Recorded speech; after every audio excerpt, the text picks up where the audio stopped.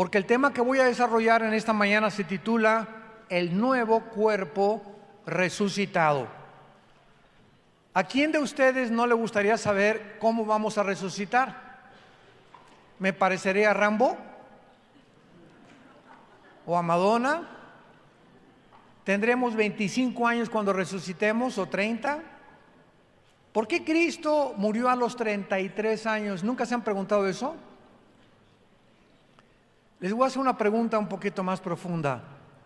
¿Ustedes creen que si Cristo no hubiera muerto en la cruz, hubiera podido seguir viviendo hasta hacerse viejito?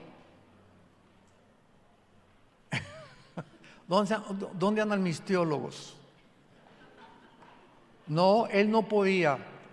¿Por qué? Porque precisamente de acuerdo a la omnisciencia y al conocimiento de Dios, Cristo no podía envejecer porque el envejecimiento del ser humano es el deterioro de nuestras células. Y envejecemos y tenemos que morir porque la muerte entró al mundo por un hombre llamado Adán.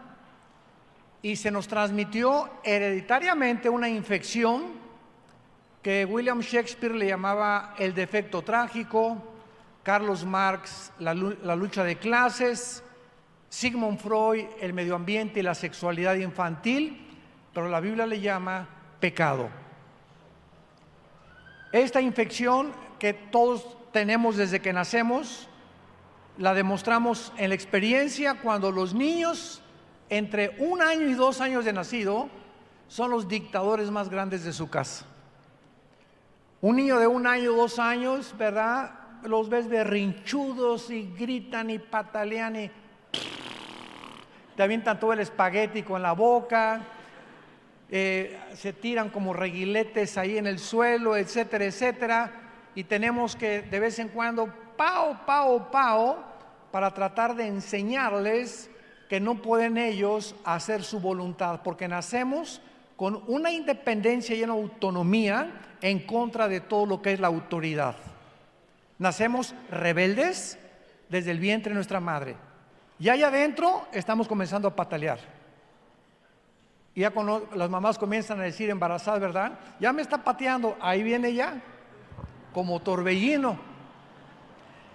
Muy bien, entonces vamos a descubrir de qué forma vamos a resucitar, porque cuando Cristo resucitó a los 33 años, Él no podía seguir viviendo en el supuesto caso, porque Él claro que vino principalmente a morir en una cruz, pero Dios escogió que muriera a los 33 años, porque de acuerdo a Dios, la juventud comienza a declinar de los 33 para abajo, para arriba, perdón. Así que los que tenemos menos de 33, bueno, mi abuela dijo que el que no tenga arrugas en el corazón es joven. Ah, ¿verdad? De los 33 en adelante comenzamos ya a un deterioro mucho más rápido y la juventud verdaderamente, el tesoro más grande que Dios nos ha dado, de acuerdo a la Biblia, ¿verdad? Si Cristo murió a los 33 es porque era la edad típica o máxima o la cúspide en la cual Él tenía que morir. Él no podía seguir viviendo porque, vuelvo a repetir, Él se hubiera quedado a los 33 años, porque Él no tenía pecado ni la muerte le acompañaba. Él se entregó a la muerte siendo justo y no teniendo necesidad de morir como tú y como yo. Por eso es única la resurrección del Hijo de Dios. Dice 1 Corintios 15, versículo 20 en adelante: Mas ahora Cristo ha resucitado de los muertos, primicias o primeros frutos de los que durmieron es hecho. Porque por cuanto la muerte entró por un hombre, también por un hombre la resurrección de los muertos. Porque así como en Adán todos mueren, en Cristo todos serán vivificados. Nos saltamos al versículo 35. Pero dirá alguno, que es nuestra pregunta que vamos a contestar: ¿cómo resucitarán los muertos? ¿Con qué cuerpo vendrán? Necio, lo que tú siembras no se vivifica si no muere antes, y lo que siembras no es el cuerpo que ha de salir, sino el grano desnudo, ya sea de trigo o de otro grano. Pero Dios le da el cuerpo como Él quiso a cada semilla su propio cuerpo. No toda carne es la misma carne. Una carne es la de los hombres, otra la de los animales o de las bestias, otra la de los peces y otra la de las aves. Y hay cuerpos celestiales y cuerpos terrenales, pero una es la gloria de los celestiales y otra la de los terrenales. La Biblia es el único libro de los millones de volúmenes que existen en todas las librerías del mundo, el único libro que nos puede verdaderamente revelar tres preguntas que ni la ciencia, ni los filósofos, ningún historiador, ningún antropólogo, ningún escritor han podido contestar. Número uno, ¿de dónde venimos? El ser humano, para poder descubrir de una forma científica o poder afirmar de dónde venimos, necesita ser científico, porque para que sea científico tiene que ser demostrable, se tiene que probar. Si un científico no puede demostrar la observación, porque la ciencia trata con observar los fenómenos, tomar nota y comenzar, ¿verdad?, una bitácora a escribir y después probarlo con tubos de ensayo o con diferentes experimentos. Entonces, como es imposible que nadie pueda retroceder al pasado y decir cómo comenzó el universo y cómo comenzó el ser humano, muchos pseudocientíficos también inventan y se llaman teorías, hipótesis, especulaciones o filosofías. Entonces, pues se inventó la famosa teoría del Big Bang. No sé cuántos de ustedes la han oído, la gran explosión. Y entonces nos enseñan en la escuela. El universo comenzó con una explosión, ¡pum!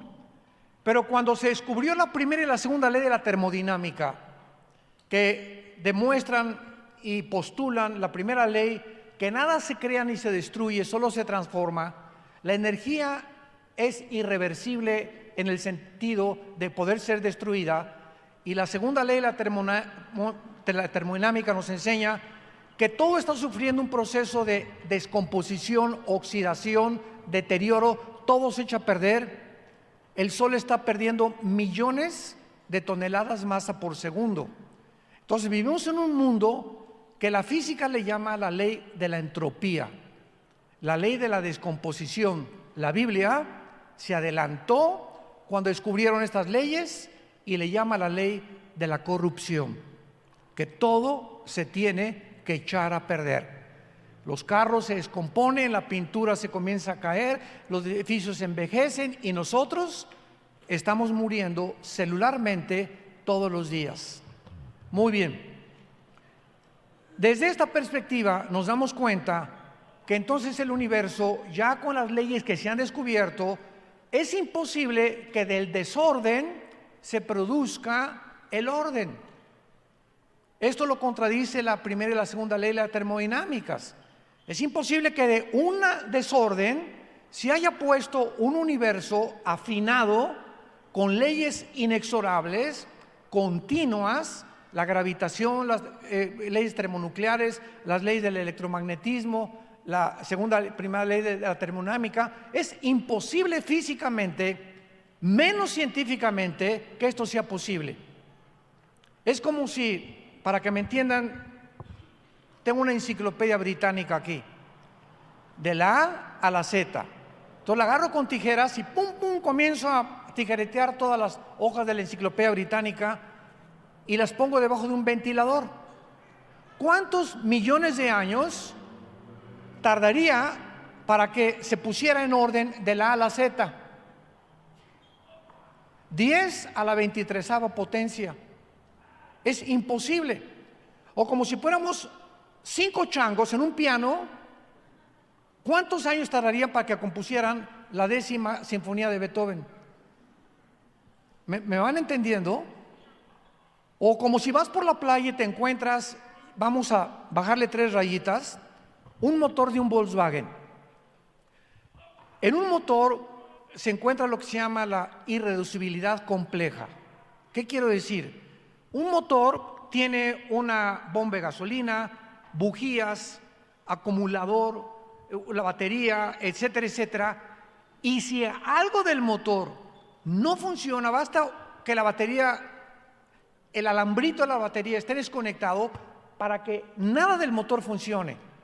Para que funcione, todo tiene que estar perfectamente bien unificado y tiene que estar completamente combinado y afinado para que tu carro arranque. Entonces, ¿qué probabilidades habría de que una persona caminando por la playa se encontrara un motor de gasolina, o ya no digamos un reloj, y pudiera decir las arenas y la marea lo hicieron? Tendría que haber fumado el peyote de María Sabina. Tendría que estar loco o marihuano. Racionalmente, jamás podría un ser humano decir se hizo solo. Hace algunos años, hace unos siglos, 2 siglos, hubo un hombre llamado Blaise Pascal, un astrofísico francés, una eminencia científica, y tuvo un debate con un ateo.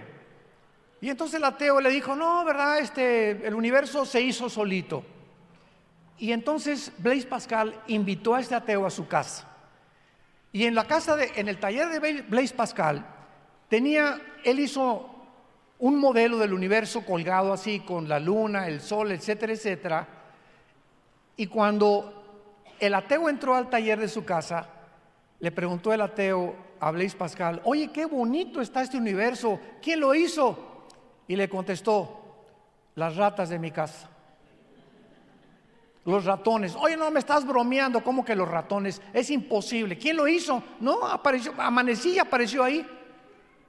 Y entonces el ateo se dio cuenta, ¿verdad?, que si algo que es humanamente hecho es imposible poder deducir que se hizo por accidente, cuánto más al ver el universo que nos rodea, que nos cuenta un diseño donde hay una inteligencia y un orden, concluir de que se hizo solo. Sería una irracionalidad del pensamiento humano.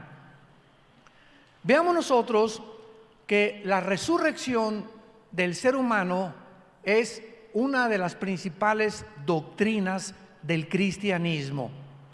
Los egipcios, cuando enterraban a sus muertos, les ponían comida y armas, porque creían que después de la muerte hay un sentimiento en el ser humano, sin conocer la Biblia, de que hay algo después de la vida. Y lo vemos a través de los sumerios, de las civilizaciones más antiguas. ¿Quién les dijo a los egipcios que iban a necesitar la comida y las armas después de la muerte? ¿De dónde el ser humano, tribus salvajes, africanos, aztecas, ofreciéndoles a alguien, a los dioses, los corazones humanos, de dónde viene en lo profundo del ser humano de que la vida no termina con la muerte? Los hindúes enseñan que vamos a reencarnar, que si tú mueres y fuiste una buena persona, tu karma, como le llaman ellos, vas a evolucionar en una rata, o en una vaca, o en un toro, o en algún animal. Por eso si tú vas a la India, ¿verdad?, y ves a los ratones que se les suben a la gente y a las vacas, no las matan, son animales sagrados, porque tal vez su abuelita está en la vaca o reencarnó en alguno de los animales. La cuestión es la siguiente: en Eclesiastés capítulo 3 versículo 11, el rey Salomón escribió lo siguiente: Dios puso la eternidad en el corazón humano. El ser humano trae la eternidad dentro de él. Los griegos, el dios Zeus, el dios Neptuno del mar, todas las civilizaciones, todas las tribus, a través de la sociología, encontramos que el ser humano ha creído en algo o en alguien después de la vida, sin saber realmente cómo, quién, a dónde, al purgatorio o a un limbo o a regresar a los animales. Pero en el ser humano existe la tendencia a creer que con la muerte no termina nuestra vida.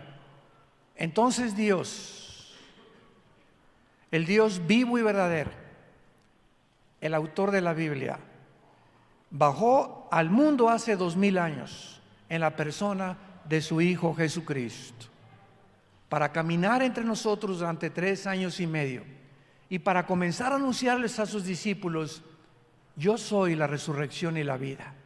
El que crea en mí no morirá eternamente. Yo soy el camino, la verdad y la vida. Yo soy como un pan que ha descendido a alimentar un elemento de tu vida que nadie puede decirte qué es. Esta fue la equivocación de Sigmund Freud, de creer que el ser humano tiene los problemas en la psique y los ubicó en el pensamiento, en el cerebro. Pero la Biblia es el único libro que nos muestra que somos un espíritu. Tenemos un alma y vivimos dentro de un cuerpo. ¿Lo quieres apuntar? Soy un espíritu. Tengo un alma y vivo dentro de un cuerpo. Nuestro cuerpo es una botella, un envase, una tienda de campaña temporal. Es lo que es nuestro cuerpo, nada más. Pero la Biblia dice que cuando morimos se salen 2 cosas del cuerpo: el alma y el espíritu. Vayamos rápidamente a ver a esta verdad en el libro del Génesis, capítulo 35. Veamos estas verdades y de qué forma las palabras hebreas describen esta parte inmaterial del ser humano que solo la Biblia nos revela. Dice en Génesis 35, versículo 18: aconteció que al salírsele el alma, murió. Llamó su nombre Benoni, mas su padre le llamó Benjamín.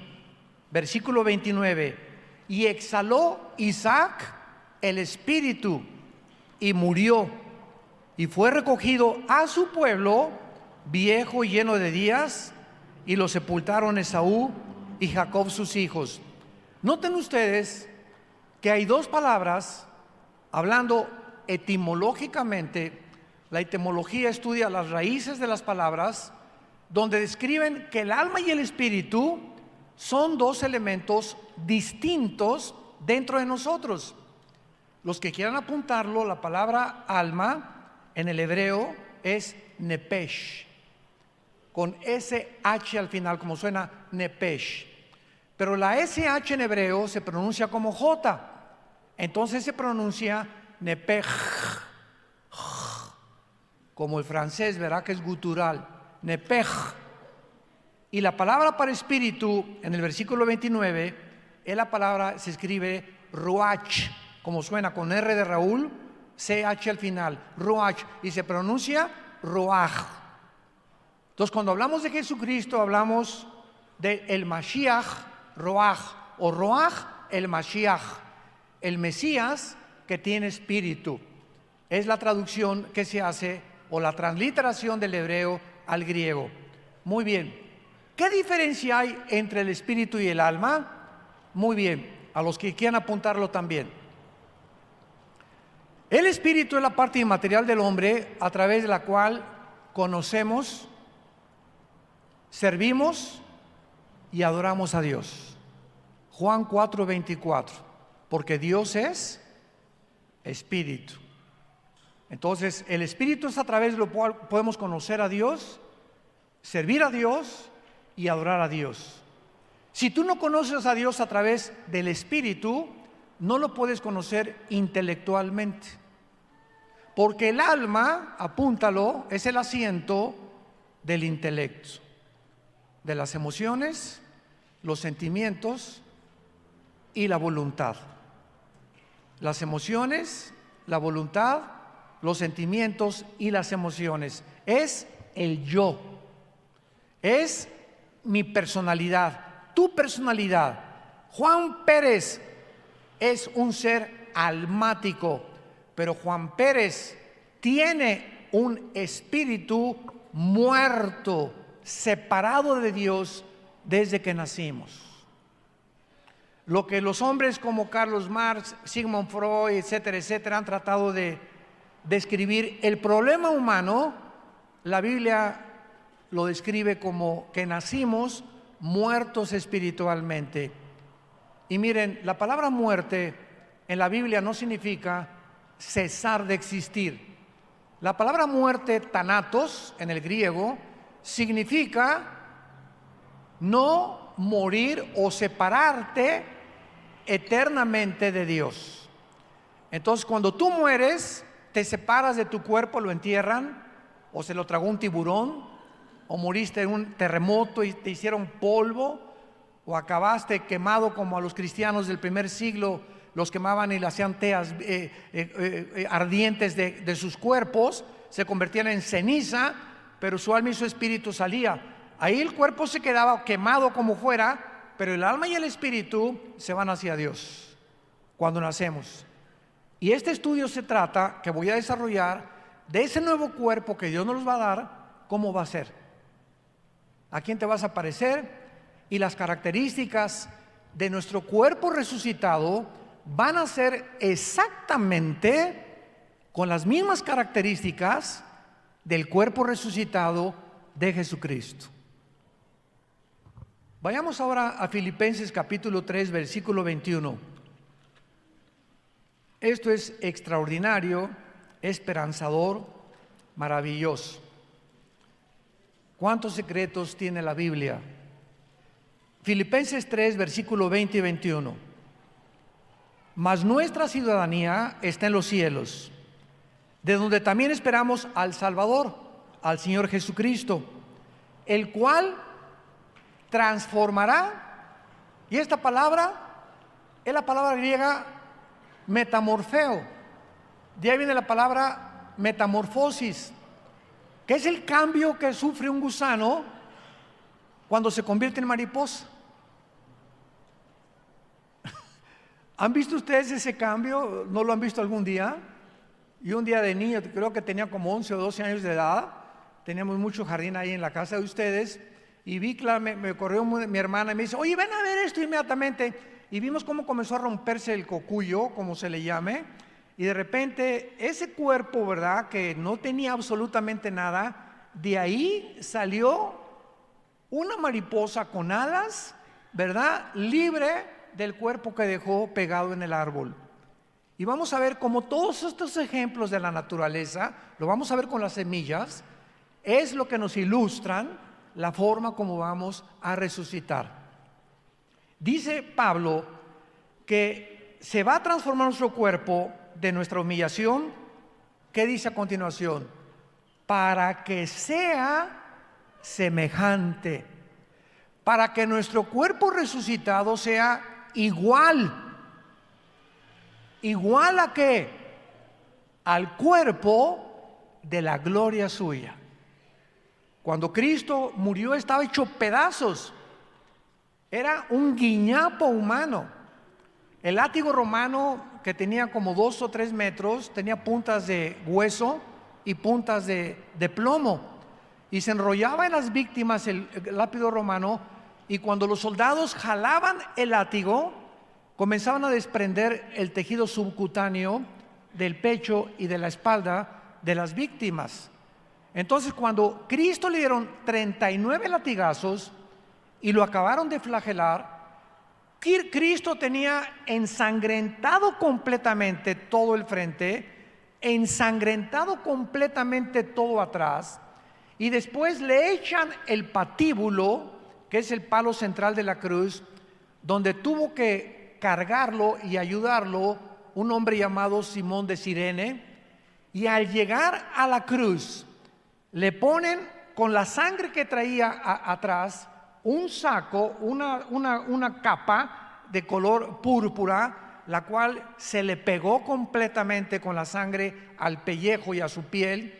Y cuando se la quitan, se vuelve a arrastrar todo lo que se le pegó de la piel a Jesucristo. Y cuando lo acuestan en la cruz, imagínense el contacto de los tejidos subcutáneos sin piel con la madera aquí, y lo levantan y los clavos lo jalan y se vuelve otra vez a jalar su cuerpo con la espalda, y los sufrimientos de Cristo fueron completamente, que no siquiera se pueden describir ni poder realmente conocer a fondo de lo que sufrió Él por tus pecados y por mis pecados. Entonces cuando lo bajan de la cruz a Cristo, dice la Biblia en Isaías 52 que tenía un rostro desfigurado. Cualquiera que se hubiera acercado a la cruz y lo hubiera visto, no lo reconocería. Tenía la cara hecha pedazos de tantos puñetazos de los soldados romanos, las cejas rotas, la corona de espinas que se le encajaron y le atravesó el cráneo, la nariz, bueno, por todos lados. Y ese cuerpo se quedó en la tumba cuando fue enterrado. Y cuando Cristo sale de la tumba, ¿cómo sale? Vamos a ver las características que Cristo tenía cuando Él resucitó. Número 1, cuando Juan en el capítulo 19 de su evangelio escribe que al mirar la cruz vio una mezcla de agua con sangre. Así escribió Juan en su evangelio: vi una gota mezclada de agua con sangre. La cardiología moderna del siglo XX puede explicarnos que cuando se mezcla la sangre con el agua es por causa de la rotura del pericardio. Lo explicamos el viernes, que es la capa que cubre el corazón. Entonces, cuando el soldado le atravesó el pulmón derecho a Cristo, Cristo ya estaba muerto en la cruz, porque vamos a ver en la siguiente conferencia las evidencias de la resurrección, porque han inventado de que lo bajaron vivo, que lo enterraron en un estado cataléptico. Bueno, tantas tonterías, ¿verdad?, que han inventado para poder contradecir que Jesucristo volvió a vivir. Entonces Cristo murió realmente, completamente murió, científicamente demostrado hace 2000 años, cuando la sangre y el agua se mezclaron y fue lo único que le salió del costado que escribió Juan que tenía. Entonces, cuando Cristo resucita con ciertas características que son muy interesantes. Número 1, el nuevo cuerpo de Cristo ya no tenía sangre. Número 1. La Biblia nos revela que la vida de la carne, tu vida y mi vida, y también se acaba de descubrir hace pocos siglos, está en la sangre. Hace como 2 o 3 siglos, cuando había enfermos, los reyes y los soldados les ponían tapones en la espalda, imagínense nada más, para sacarle sangre, para succionarle la sangre, o sea, les aceleraban la muerte, creyendo que quitándoles más sangre iban a vivir más tiempo. Y cuando se descubre, ¿verdad?, que es la sangre lo que le da vida al cuerpo y que el torrente sanguíneo corre a través de una tubería que se llaman arterias y venas desde la punta de mi cabeza hasta la punta de mis pies. Los casi 225 gramos de azúcar que tienen los refrescos entran a tu sistema sanguíneo. Cuando tomas agua de limón, entran a tu sistema sanguíneo. Cuando tomas una copa de vino, entran a tu sistema sanguíneo. Y de acuerdo a las nutrientes y a las características que tiene el líquido que ingieras, es el resultado de tu salud. Entonces tu sangre va a llevar el azúcar y te va a comenzar a circular por todo tu cuerpo, y el azúcar se acaba de descubrir hasta el siglo XX que es el veneno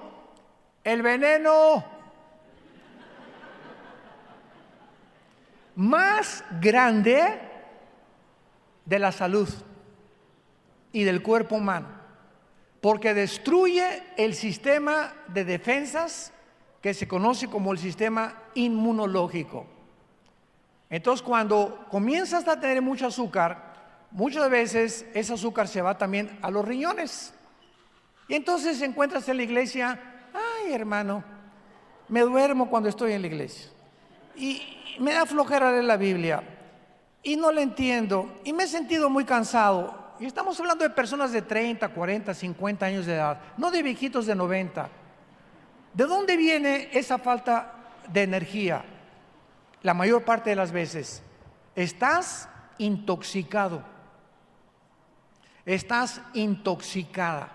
Refrescos, pan dulce, cochinadas, papitas. Y todas las tiendas tienen disque bebidas, ¿cómo les llaman? Energetizantes. El diablo es un tramposo. Cristo le llamó al diablo el padre de las mentiras. Y todo está inundado en el mercado porque todo el propósito de él es debilitarnos físicamente. Porque mientras menos salud tengas y mientras más débil tengas y mientras más azúcar tengas, se juntan los demonios y comienzan a decir: alabío, alabao, alabim, bomba. Duro con él, duro con él, duro con ella. Es impresionante cómo el ser humano ha caído en tantas trampas.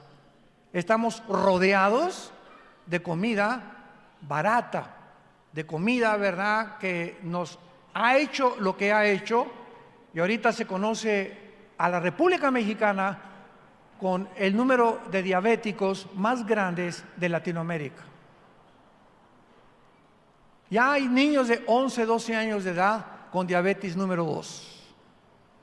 Pero vean además a los niños dulces. Es increíble que un niño vaya al dentista y el dentista le dé dulces. Jesús, María y José y el burrito que los acompaña. Háganme el favor nada más, ¿no? Es el que nos cuida los dientes. Y ahí tienen a salir a los dentistas paletitas de dulce, ¿no? Es el colmo, ¿verdad? Cabezas de aguacate que tienen. Bueno, entonces, número 1, el cuerpo resucitado no va a tener sangre. La pregunta es, en segundo lugar, vamos a seguir comiendo. Vamos a Lucas capítulo 24, número 2. Cuando Cristo resucitó, siguió comiendo. Y lo más asombroso y más interesante es que no comió maná o comida de los ángeles, comió pescado guachinango al mojo de ajo. Bueno, estoy exagerando. No sé si tenía mojo de ajo, pero comió pez, pescado y miel, alimentos que alimentan el cuerpo humano tuyo y mío. Dice Lucas 24 que cuando se les apareció a los discípulos en Emaús, versículo 36, Lucas 24, 36, mientras ellos aún hablaban de estas cosas, Jesús se puso en medio de ellos y les dijo: Shalom. Shalom, que la palabra hebrea que significa paz. ¿Saben lo que significa shalom? Claro, paz. Pero cada palabra hebrea tiene 6 u 8 significados. La palabra shalom es la palabra más completa en el hebreo, porque significa paz, bienestar, salud, tranquilidad, equilibrio y sabiduría, que son las características que necesitamos para poder vivir para Dios. Yo no puedo vivir para Dios como una pepita en comal. Venía a la iglesia, a la Biblia. Pásenme una de tequila. Pásame mis chochos.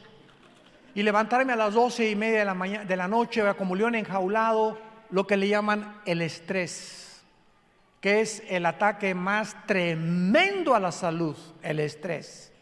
Porque ya sabemos lo que es la enfermedad psicosomática, que tu estado mental afecta a tu sistema cardiovascular, cardiopulmonar, etcétera, etcétera. Todo lo que tienes aquí en la mente, lo que tenemos, afecta nuestro cuerpo.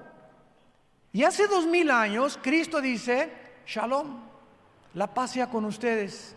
O sea, mantengan este estado mental de tranquilidad. Sereno moreno.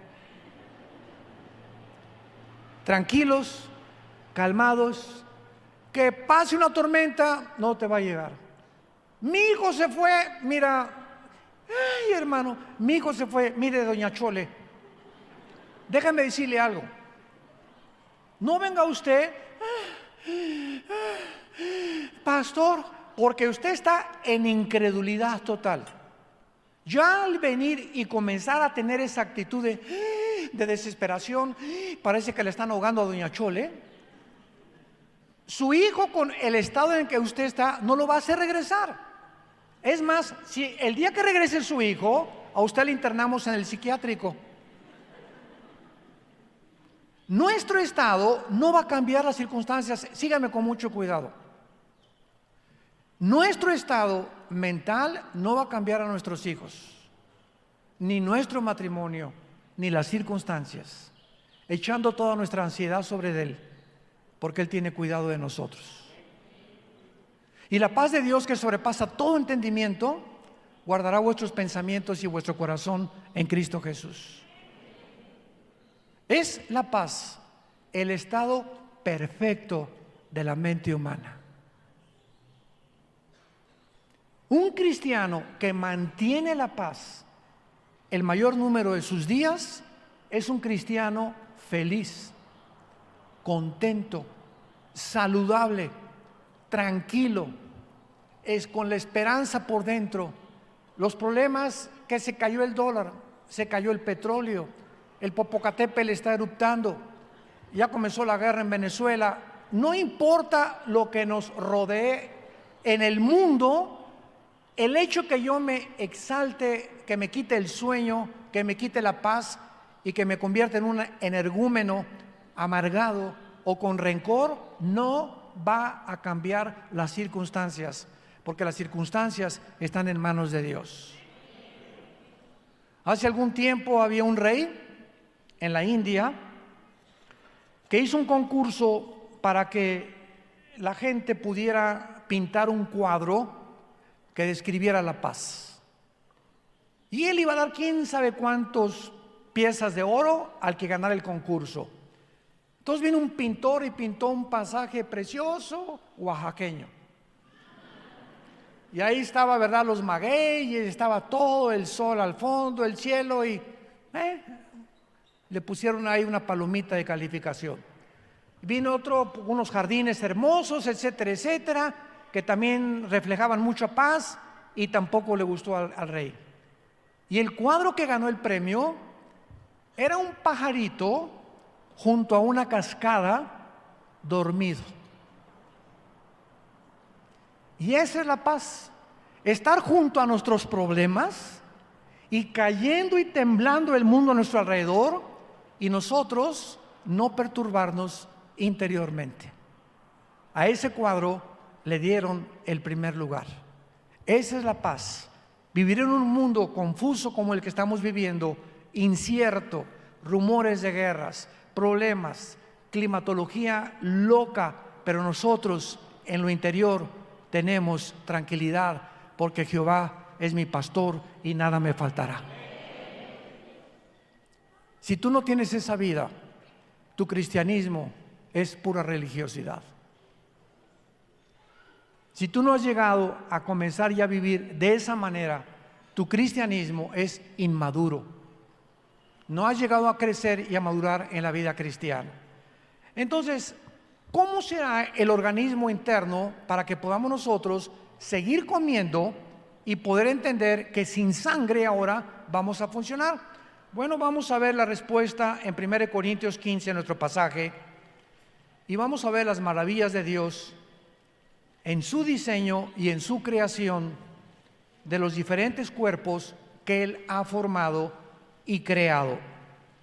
En el versículo 35 le preguntaron a Pablo: ¿cómo resucitarán los muertos? ¿Con qué cuerpo vendrán? Pablo apela a la horticultura. Hasta la persona más ignorante, los rancheros indígenas, saben perfectamente bien que si yo siembro una semilla de uva, no va a nacer plátanos, ni manzanas, ni papayas.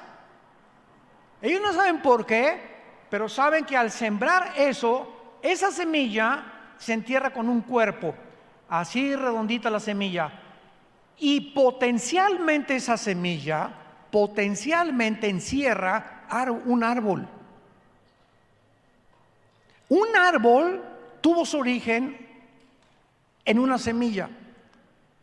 Y cuando se descubrió el ADN, 1954, por los doctores Watson y el doctor Crick, que mencionamos también, que les dieron el premio Nobel de Medicina porque descubrieron el ácido desoxirribonucleico, que es, y para que entiendas, nuestro cuerpo tiene billones de células, todo el cuerpo humano.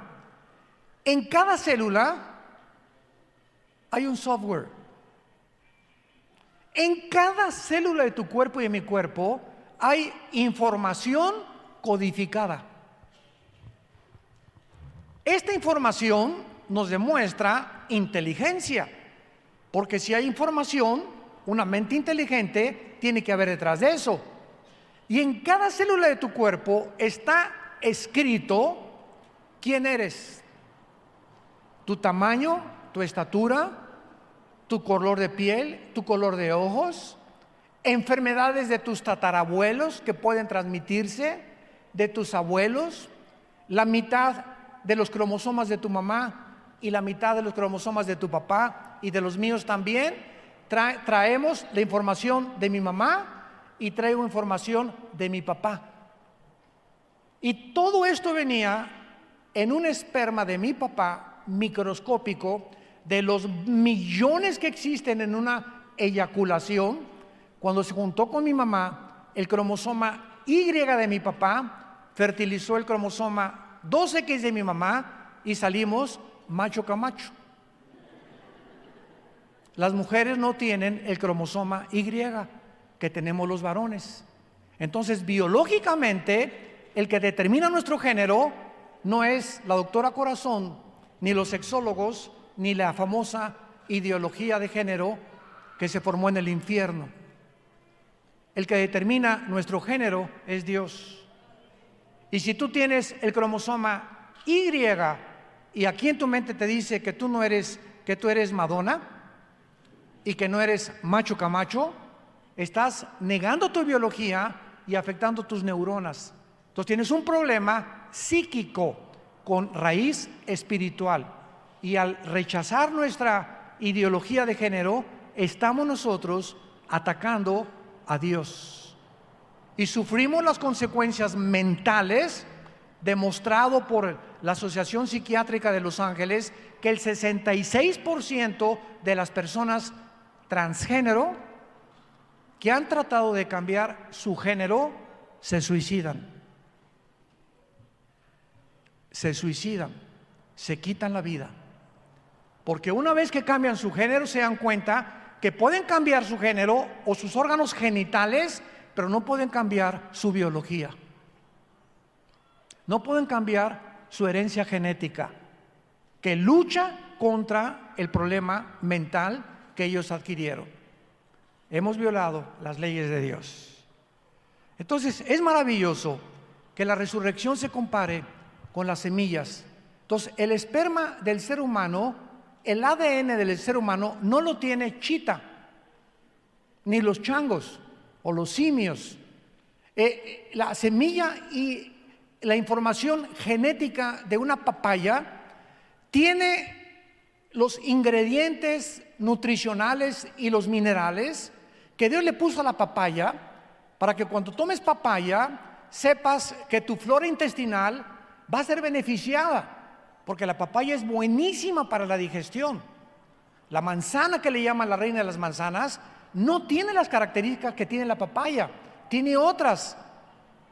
Un huevo tiene los aminoácidos que no tiene ningún otro alimento. La uva tiene los anti-envejecimiento y los antioxidantes que no tiene tampoco ninguna semilla. Entonces vemos que toda la creación a nuestro alrededor es diferente por la información que Dios le puso a cada semilla. Sigamos leyendo. Versículo 38. Pero Dios le da el cuerpo como Él quiso.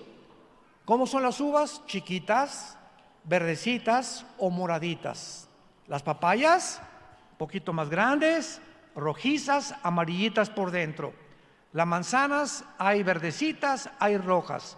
Los mangos tienen otro contorno, los plátanos tienen otro contorno. ¿Quién les dio a esas semillas el cuerpo con lo cual conocemos las frutas? Dios. Ok. ¿Cuántos cuerpos tienen las frutas? Uy, hay cientos de frutas. Ahora, al mismo tiempo, Dios a las aves les dio un cuerpo. Y el diseño de Dios, impresionante a las aves, fue que nunca el ser humano, aunque inventamos ya los aviones y volamos, jamás tendremos las características para poder volar como las aves. Les dio un cuerpo especial para que sientan las diferentes capas del aire y se mecen y venga el águila como a 3-4 kilómetros y pueda matar a un pescado, etcétera, etcétera. El halcón tiene otras características, pero el cuerpo de las aves es diferente al de los peces. Los peces, para que sobrevivan en su hábitat, necesitan un sistema de branquias de respiración diferentes a los mamíferos terrenales. Entonces dice el versículo 39, no toda carne es la misma carne. Asombrémonos. Una carne es la de los hombres. Nuestro cuerpo no fue para vivir debajo del mar. Nuestro cuerpo no fue para agarrar con nuestras manos diseñadas especialmente para tocar el piano, tocar instrumentos, tocar la guitarra, escribir, etcétera, etcétera, para agarrarnos de las ramas de los árboles como las manos que tienen o las garras que tienen los changos y otros mamíferos y otras criaturas terrestres. Nuestro cuerpo fue diseñado para vivir sobre la faz de la tierra. Nuestro cuerpo no fue diseñado para vivir en la luna. ¿Ya saben de las nuevas lunas de miel a la luna? Por el amor de Dios. ¿De cuál fumaron? ¿Cómo es posible que yo quiera irme de luna de miel a la luna, donde en la luna no existe el espectro electromagnético para comunicarnos? Necesito una escafandra. ¿Cómo voy a besar a mi esposa? Le voy a mandar los besos así nada más, ¿no? ¿Cómo es posible que lo pueda comparar con mi luna de miel en Cancún, por el amor de Dios? O en Acapulco, en Puerto Vallarta, ¿no? Pero así estamos de locos. Hay un ruso que pagó millones de dólares por ser el primero en irse para allá. Pues ahí nos vemos, mundo cruel, después te veremos.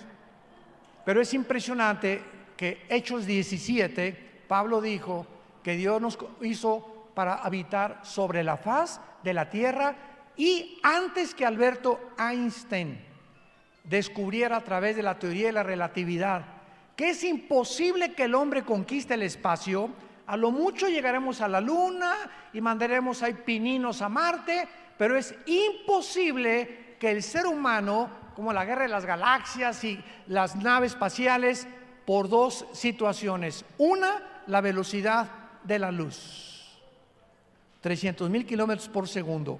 Por más que desarrollemos una nave que vaya a la velocidad de la luz, se desintegraría en segundo lugar por la velocidad de la luz y en segundo lugar por el tiempo. El tiempo en el espacio no pasa igual que el tiempo aquí en la tierra. Si tu novia o tu esposa o tu esposo te dice, mi amor, soy astronauta, me voy a Marte, nos vemos en 5 años, cuando regrese tu esposo a los 5 años, tú vas a tener 60 y él 50. Te va a decir, bye. ¿Por qué? Porque se envejece más rápido aquí en la tierra que en el espacio. Determinando la distancia del planeta con el Sol, es como se termina. La Tierra gira sobre 24 horas alrededor del Sol, la Luna tiene su circunferencia, su órbita orbital, Marte tiene otra mucho más lento, Plutón tarda como 10 años en darle una vuelta completamente, y de acuerdo a cómo nos vamos alejando, descubrimos que no fuimos hechos ni diseñados más que para vivir en este maravilloso, precioso planeta que se llama la Tierra, con bosques, lagos, ríos, frutos, paisajes, puestas del sol que el hombre ha convertido en un basurero. Entonces, cuando nosotros resucitemos, vamos a tener, versículo 40, hay cuerpos celestiales. La Biblia dice que los ángeles tienen cuerpos como los nuestros.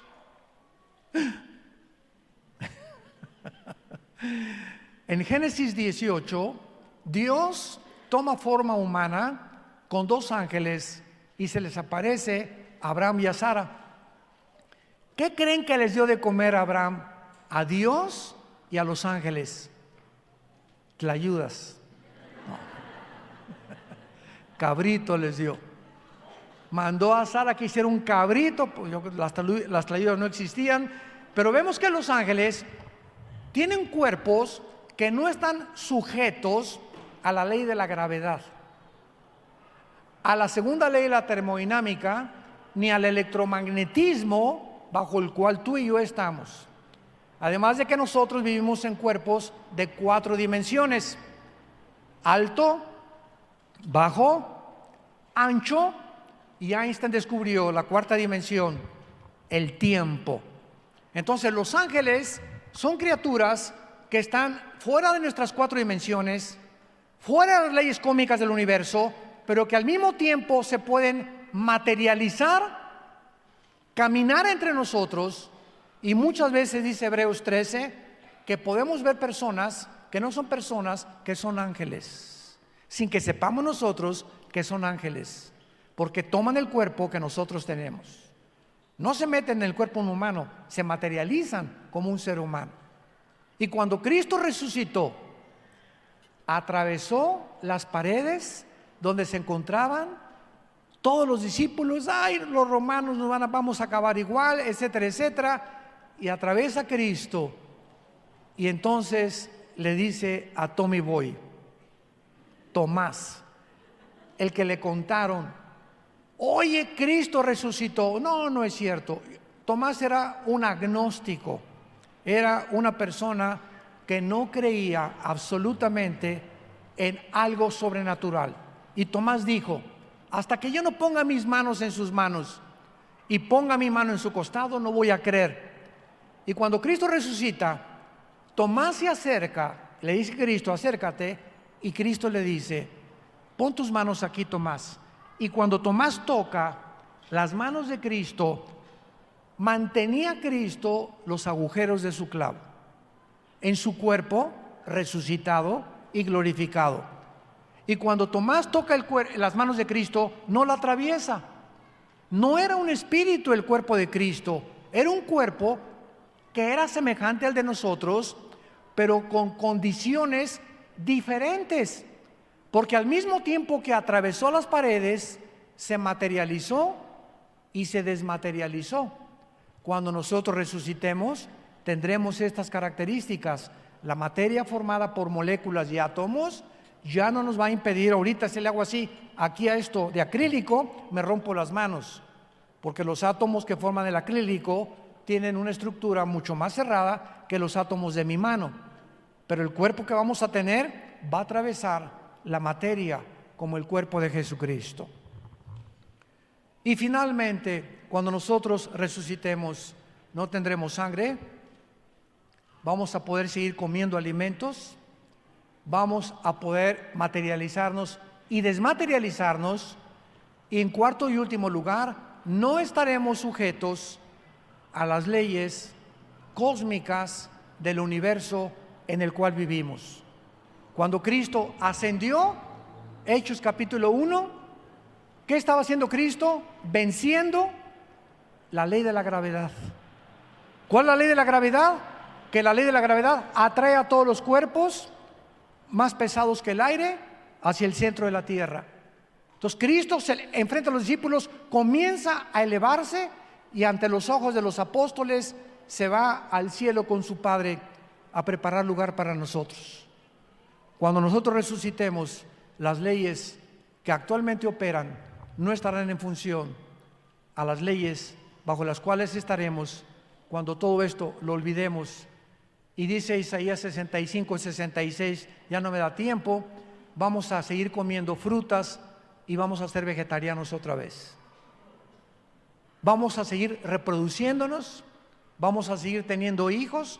Isaías 65, ya no habrá maldición para parir de las mujeres, y nadie habrá con envidias que te quieren robar, ni mucho menos. Durante 1000 años, el milenio, viviremos aquí en este planeta, restaurada la ecología, con Jesús que serán nuestras vacaciones. ¿Cuántos de ustedes ya tienen, no levante la mano, a Jesús en su corazón? En este momento la puedes tener, diciéndole las siguientes palabras. Inclina tu cabeza y con todo tu corazón dile estas palabras. Él resucitó, Él te está escuchando, Él está tocando a las puertas de tu corazón, diciéndote: dame la oportunidad de entrar a tu vida. ¿Qué pierdes? ¿Has arriesgado muchas cosas? Esto es la maravilla más grande que puedas enfrentar. Ábreme tu vida y entraré a ti, y mi Padre y yo cenaremos contigo y tendremos comunión contigo. Solo dile: Señor mío y Dios mío, te pido perdón por mis pecados. Creo que en esa cruz diste tu vida y tu sangre para lavarme y perdonarme, transformarme y darme el poder de ser otra persona para poder conocerte, adorarte y servirte en espíritu y en verdad.